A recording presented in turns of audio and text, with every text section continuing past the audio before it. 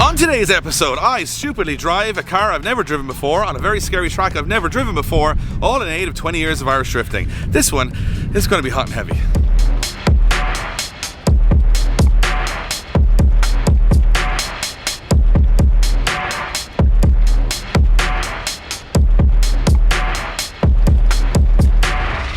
What is up, guys? Welcome to a very special video from Drift Games, and this one's a little bit nostalgic too. We are here in Tipperary Raceway, which is in Rosegreen, and if you're not a very long time Irish Drift fan, you might not even have ever been to this place. I personally have never been here, but this was the original home of Irish drifting before Mondello Park. The last event ever held in Rosegreen competitively was 2010, 1 month before I did my first ever commentary gig for Pro Drift and started my journey. I've never driven this track, I've never even been here before, but celebrating 20 years of Irish drifting, they have decided to bring back all of the legends and some of the new stars from the world of Irish drifting for one very special exhibition day. And when I say exhibition day, it's still a top 16, the drivers are the best in the business, and the track is absolutely terrifying. I've had a look at it for the first time. It's fast, it's full of walls, it's all kind of bumpy and different surface changes and infields and outfields. And I'm also driving a car I've never driven before, which is Josh's Low Brain Drift Games S13. So never been here before, never driven the track before, and never driven the car before.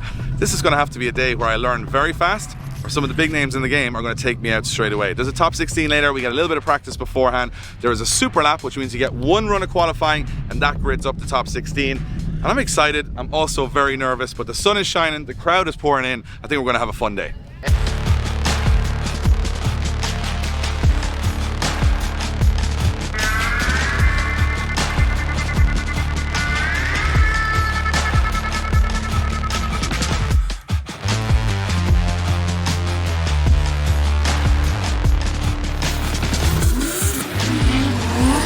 Boys and girls, they are here. Official Liberty Walk Drift Games Oryx 7 merch has just launched on the shop, and you know, it's limited edition. We got the white t-shirt, we got the black hoodie, we got a sticker pack, we got a slap sticker, we got a poster, we even have, for the first time in a very long time, kids clothing. If you want to grab it now, because if you don't, they're almost half gone already, and we only launched them today. This is going to be one of the nicest designs we've ever done, and we are not making it again. If you want this history-making collaboration t-shirt, hoodie, kids' clothes, stickers, whatever, grab the gear now. It is awesome. I think this might be the favorite design I think we've ever done, and of course, everything you buy in the shop helps us keep the dream alive and keep the channel moving forward. Now, let's go back to the video where I make an absolute mess of a lap. So welcome to an anticlimactic first lap. I'm obviously trying to struggle here with how long the gearing is, so I put it from first into second, but guess what? It's not in second, it's in fourth gear, which means I have absolutely no power, and I think something's wrong with the car. Never driven it before, so I wasn't so comfortable with the fact that second and fourth were kind of in the same position. So let's try and reset that and go again.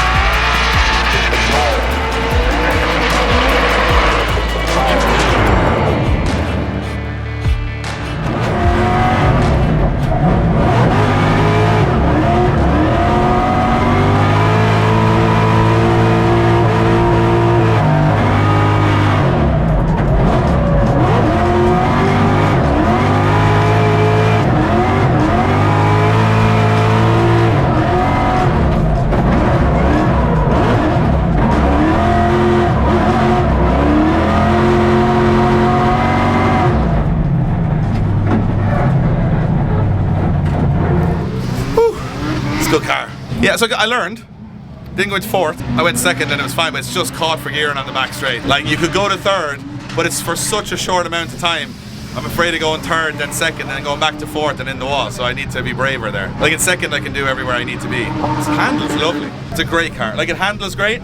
It's a bit of a pig-ignorant V8. Like, you know, it's not like the Corvette one where you just give it the blip. This, you have to kind of rally it on a bit. But it goes. I think what's surprising to me is that it doesn't have as much horsepower as you think it does. The thing that I always said about this car is I almost feel like it's slow, even though it's not slow. But it's a different kind of power. It feels lazy. It's not like a turbo car like whaps up the power. Yeah, it's strange. It's like she kind of has on and off power, like nothing and then everything. But it's fine. Like, if that track had like a shorter, say, transition in the middle of the field, it'd be eat the whole track alive. But you're kind of stuck there for gearing because we don't have a winters or any way of changing it. So you'd have to go up to third, down second very quickly. So got through the first couple of laps. I don't think I didn't hit anything. That's a good start. The more laps I do, it's actually the familiarity with the car more than the setup, really, to be honest. Just the little quirks of what it does. Another 3 or 4 laps I have her dialed in.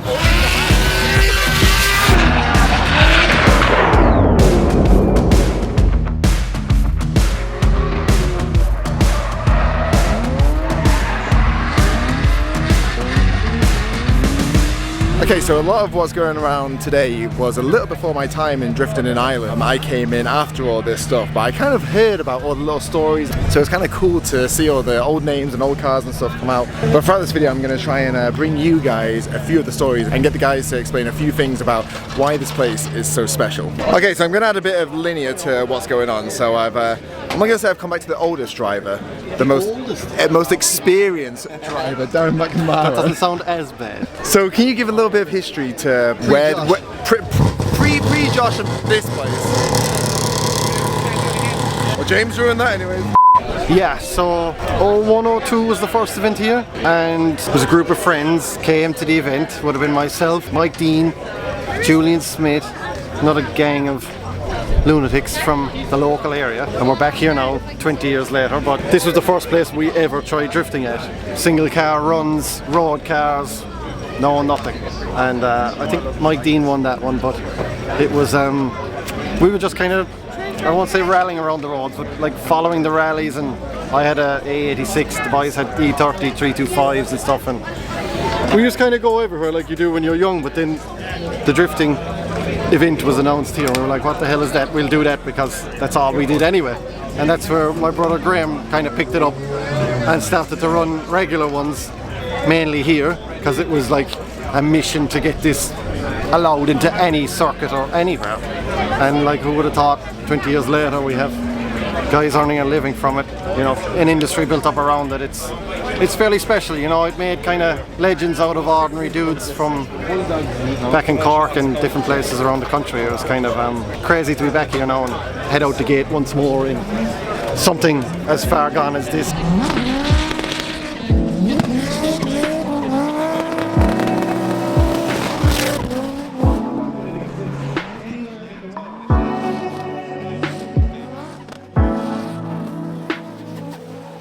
What was the last car that you were hearing? The Falcon Corolla.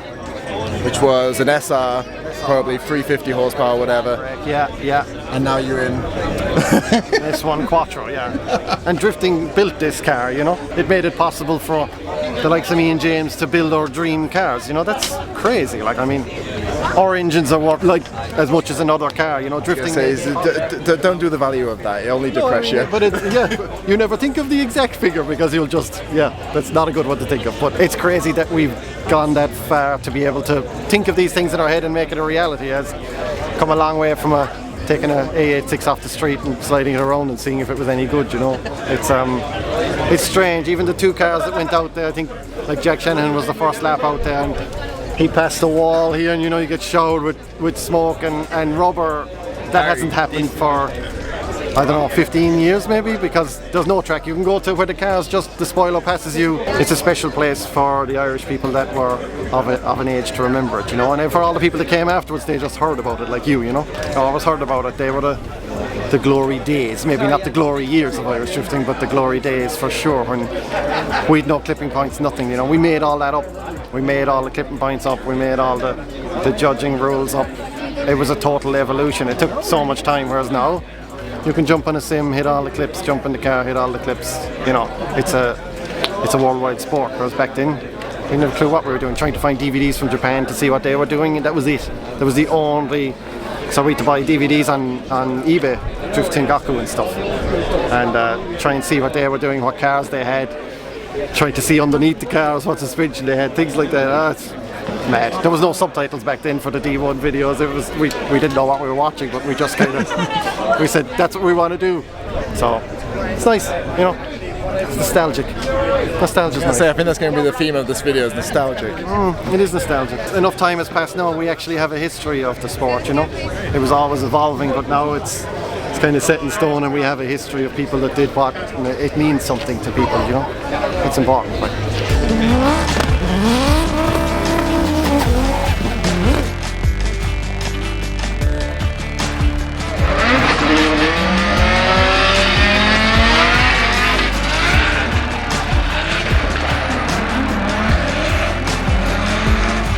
Okay, so another, I'm going to say, local legend around this spot, because I heard you were the first person to podium the first event here, is that correct?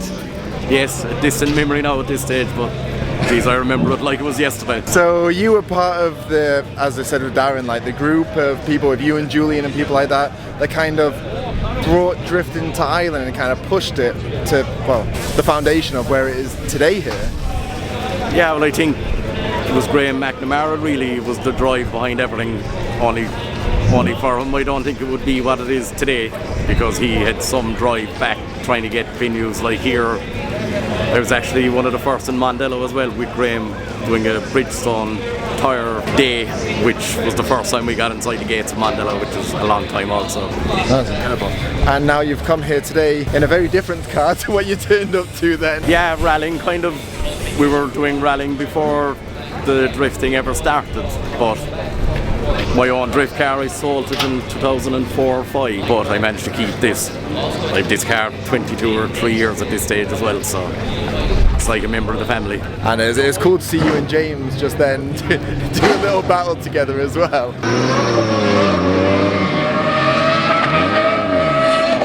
Yeah, two fairly different machines to say the least. So I came into drifting, I'll say, in Ireland after you stopped competitive drifting.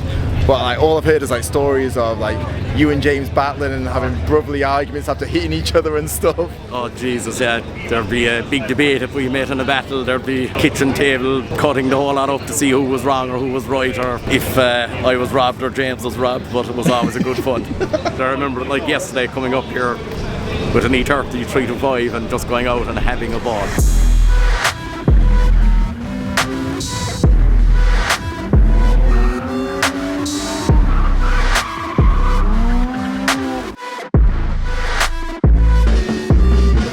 Sorry, I didn't actually say his name before we went talking. That was Mike Deane. That's, for any of you guys that don't know, that's James Deane's brother. So, how it works today is there is not 2 qualifying runs, there is 1. It's an old system we used to use back in the day in Pro Drift, about like 10, 12 years ago, called Super Lap. You got 1 lap, you're scored out of 100, and that's it. That grids you up for top 16. So, no safe laps, no backing down. We gotta send this thing in 1 lap.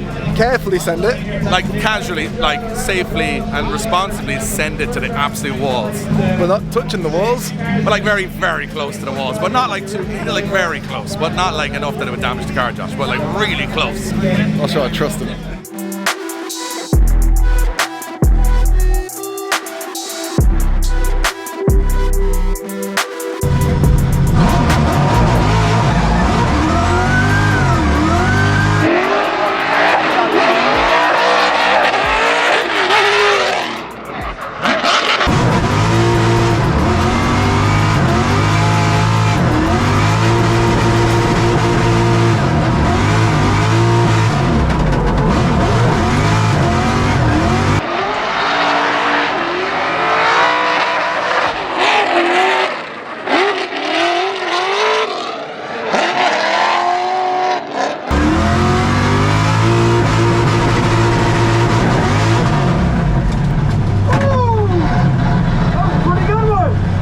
Okay, damage report.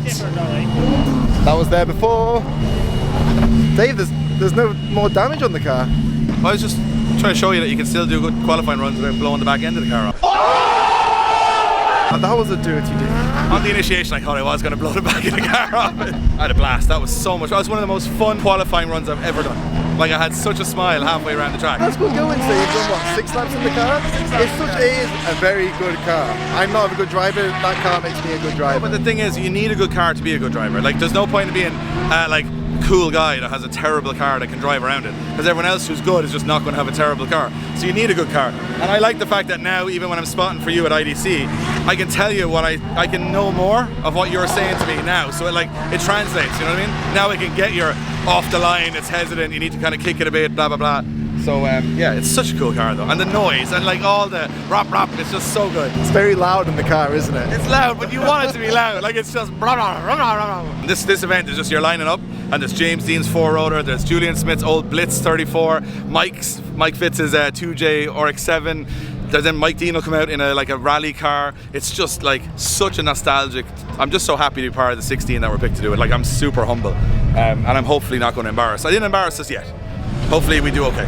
But so far, I'm saying I'm really happy. I'm feeling comfy going into the battles. I've put the pressures down now. I'm getting confidence. I'm putting grip in it now. So this could be a disaster, but I'm enjoying. That's the whole point of this event, is having fun, and all the smiles on everyone's faces, all the kids. Like, that's what drifting is to me, and what it always will be. It's about the families and the kids and enjoying themselves, and we're having a blast.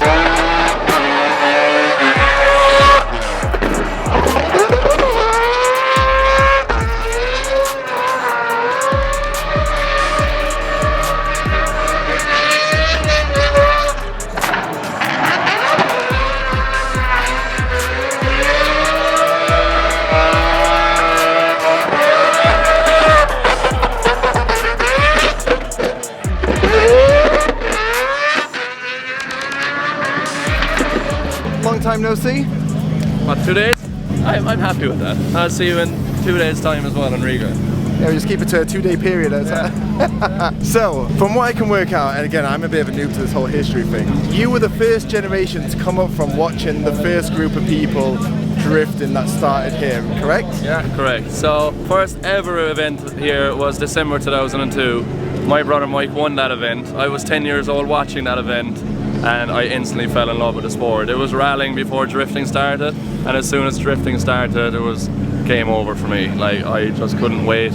Played it on Gran Turismo, got obsessed with it, watching all the D1 videos with terrible internet, and long story short, that was 2002. In 2006, I started drifting here myself in one of these, Ford Sierra. My first ever competition was basically, this is a replica of that car. 2-litre twin cam, hydraulic handbrake and a welded diff, that's all I had. We competed in the junior events at late 2006, and then I won my first ever pro drift event at 15 years old at this track in 2007, and then it took off from there. This track has so many stories, it seems, like from everything from the first competitions, people winning, then for you to come here, like for everyone it's got something of history. First time I came back, I did my first run and I was in tears. Like, I was emotional because this is what started everything. And yeah, even the last ever competition held here was back in 2008, and I managed to win that event. So I was the last person to win here, and I was here as a kid at the first ever event.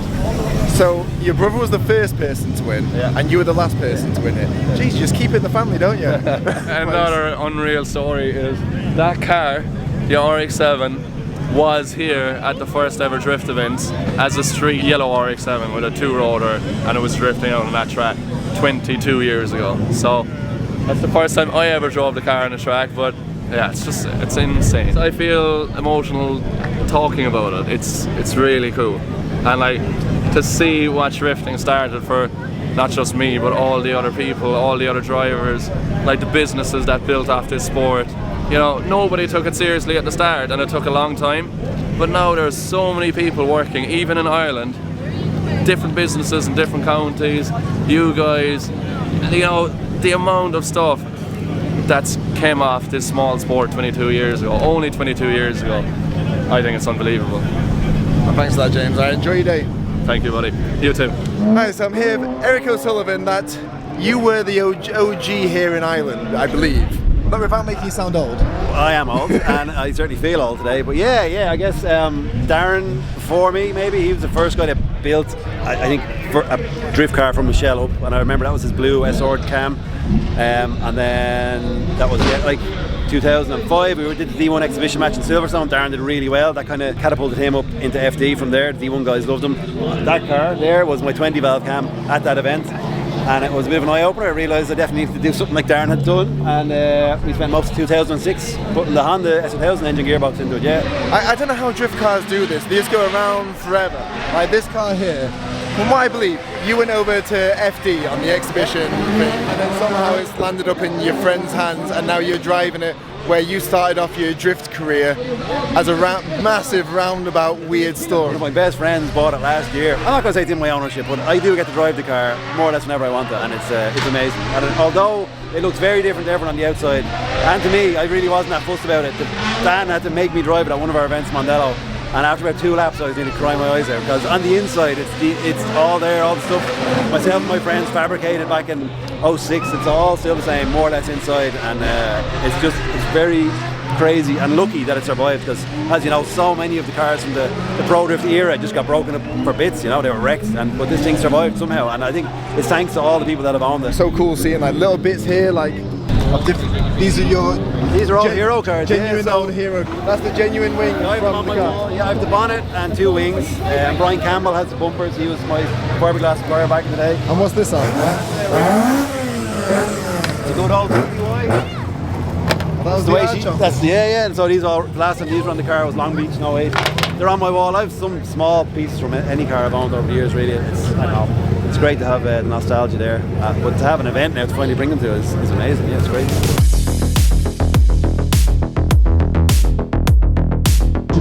So everybody keeps on coming up to me saying, has Deane crashed the car yet? And I don't like the yet.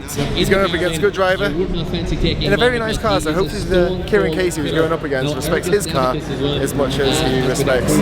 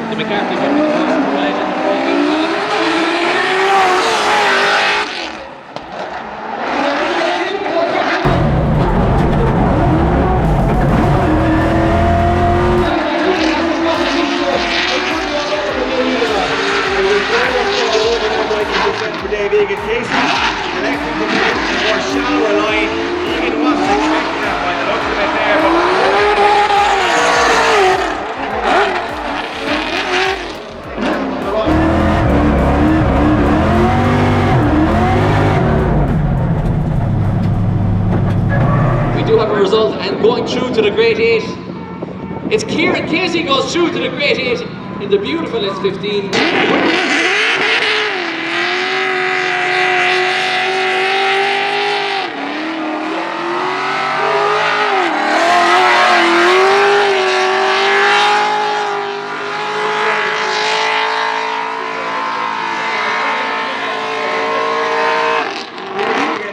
Lucky dude. I just messed it up.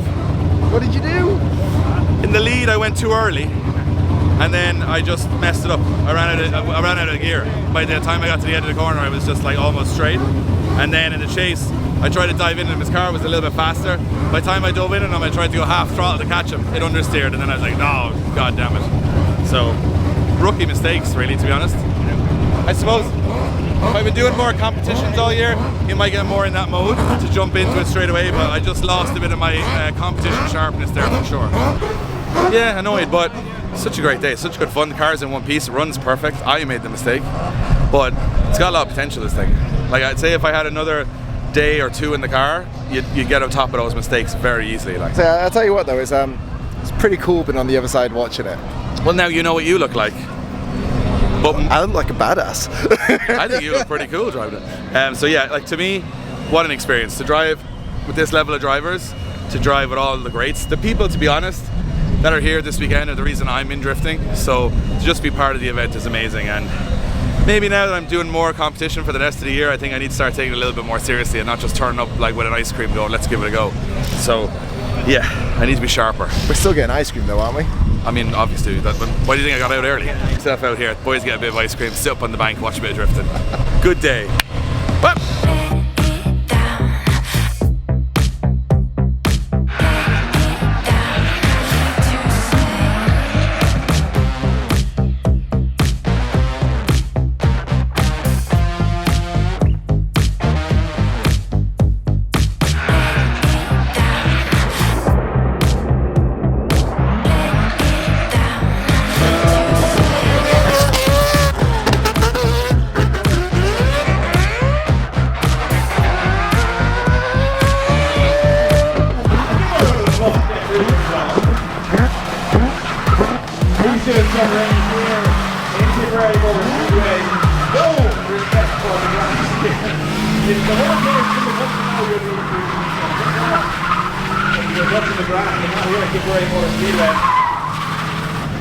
But like, I really think it actually shows where things started to where it ended.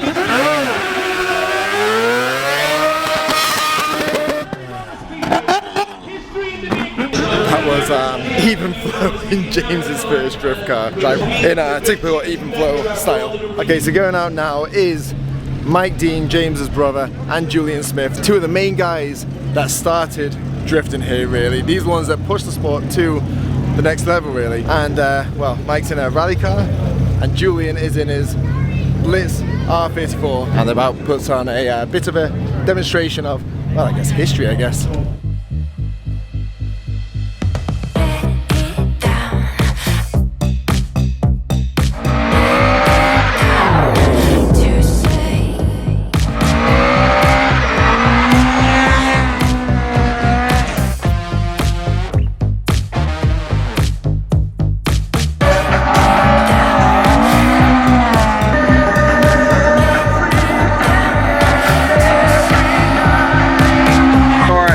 It's a long yoke, as you could say, and a little small Mark II there is quite nippy by the looks of it, and he's just...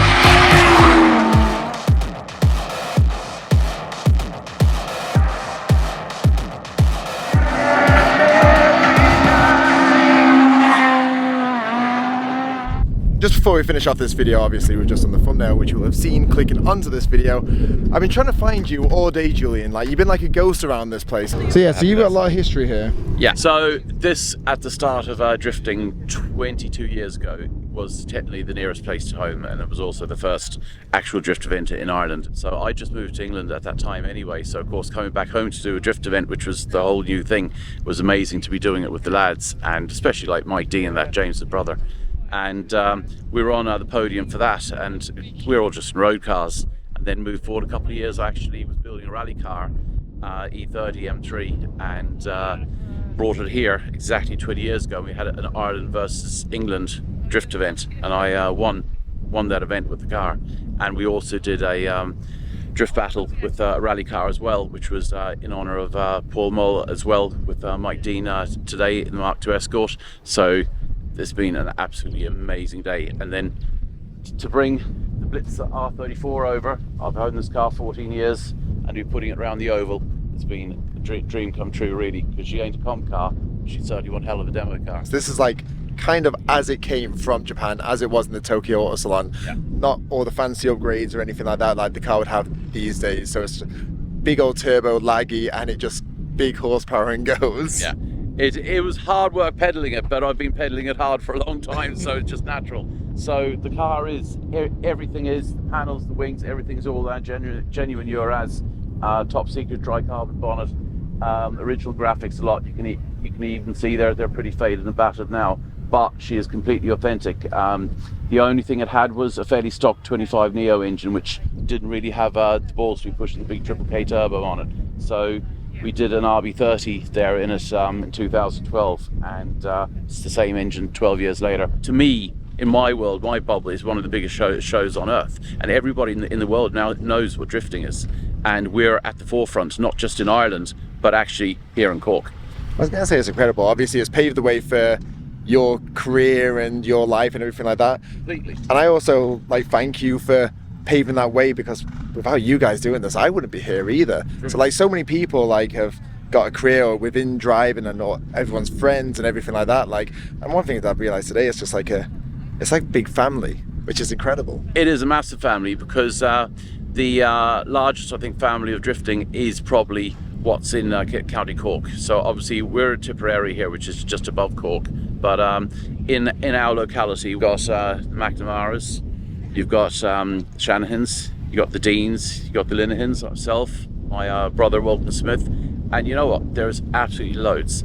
And the main reason for all that is because we had massive love for rallying. So before the drifting here, we all had twin cams, we had rear-wheel drive Starlets, you know, you had Mick, Evenflow, we were all the old crew. And you know what's cool? All the old crew are here today, and we've put on a damn good show. I was going to say, it's incredible that like it does seem like everyone's come back, almost like not like pay respects, but like to bring it back to this place from where it started. Yeah. And that was incredible. I'm going to shake your hand. Thank you very much, sir. Pleasure. Thank you. Right, I don't know about you guys, but for me that was incredibly interesting. Talking to all the old school drifters that brought drifting here in the first place and kind of created drifting in Ireland, and how things like a big circle and comes round, and it's just incredible.